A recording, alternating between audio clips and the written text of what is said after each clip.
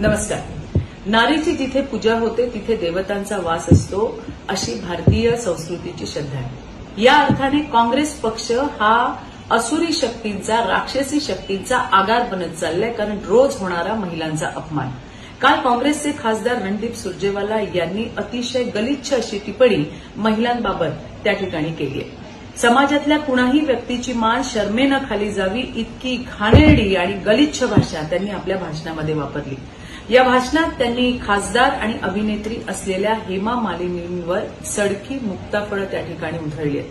पहिल्यांदा अभिनय आणि त्याच्यानंतर राजकीय क्षेत्रात स्वतःला सिद्ध करणाऱ्या हेमा मालिनीजींचाच हा केवळ अपमान नाही, तर स्वकर्तृत्वाने पुढे येणाऱ्या भारतातील प्रत्येक महिलेचा हा अपमान आहे.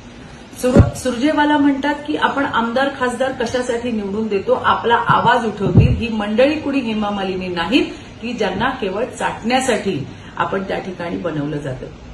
ही काँग्रेसवाल्यांची कुठली भाषा आणि कुठली संस्कृती.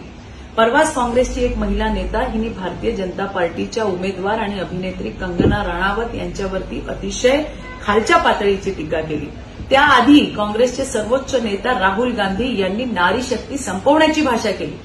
मला काँग्रेसवाल्यांना एवढंच सांगायचंय, ही चाटण्या बिटण्याची भाषा करू नका आणि महिलांबाबतचा हा विखार तुम्ही त्या ठिकाणी थांबवला पाहिजे, नाहीतर या निवडणुकीमध्ये ही महिला शक्ती तुम्हाला धूळ चाटवल्याशिवाय राहणार नाही.